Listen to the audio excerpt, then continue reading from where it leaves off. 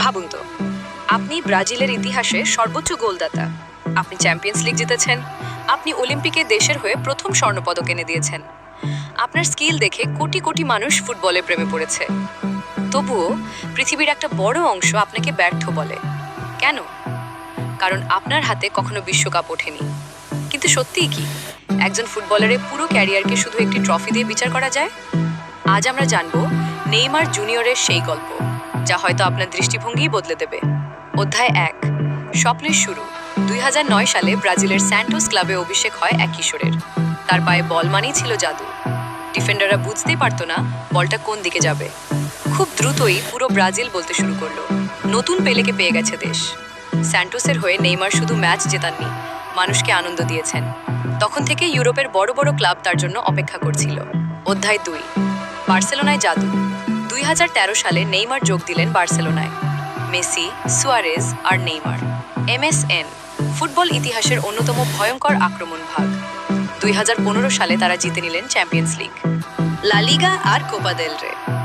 বড় ম্যাচে নেইমার বারবার প্রমাণ করেছেন তিনি শুধু একজন স্টার নন, তিনি একজন ম্যাচ উইনার। অধ্যায় 3, সবচেয়ে বড় ঝুঁকি। এরপর এলো সেই সিদ্ধান্ত যা আজও বিতর্কের বিষয়। রেকর্ড ট্রান্সফারে পিএসজিতে যোগ দিলেন নেইমার। অনেকে বললেন এবার তিনি নিজের পরিচয়ে বিশ্বের সেরা হবেন, কিন্তু ভাগ্যের ছিল অন্য পরিকল্পনা। একের পর এক ইনজুরি, গুরুত্বপূর্ণ ম্যাচের আগে চোট, সমালোচনা আর অপূর্ণ স্বপ্ন।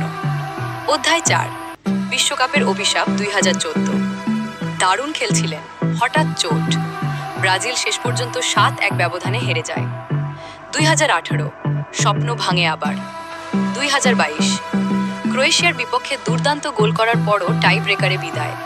ক্যামেরায় ধরা পড়েছিল এক ভেঙে পড়া নেইমারকে, একজন সুপারস্টার নয়, একজন মানুষের কান্না। তাহলে কি তিনি ব্যর্থ? একবার ভেবে দেখুন,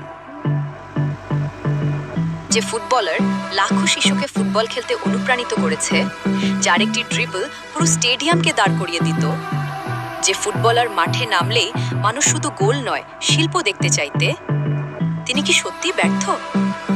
হয়তো বিশ্বকাপ তার হাতে ওঠেনি, কিন্তু ফুটবল শুধু ট্রফির নাম নয়, ফুটবল আনন্দের নাম, ফুটবল শিল্পের নাম। আর সেই শিল্পীদের একজন ছিলেন নেইমার। সমাপ্তি ইতিহাস হয়তো বলবে নেইমার বিশ্বকাপ জিততে পারেননি, কিন্তু ইতিহাস এটাও বলবে তিনি এমন একজন ফুটবলার ছিলেন যিনি কোটি মানুষের মুখে হাসি এনেছেন, ফুটবলকে আরো সুন্দর করেছেন এবং নিজের স্টাইলে একটি পুরো প্রজন্মকে বদলে দিয়েছেন।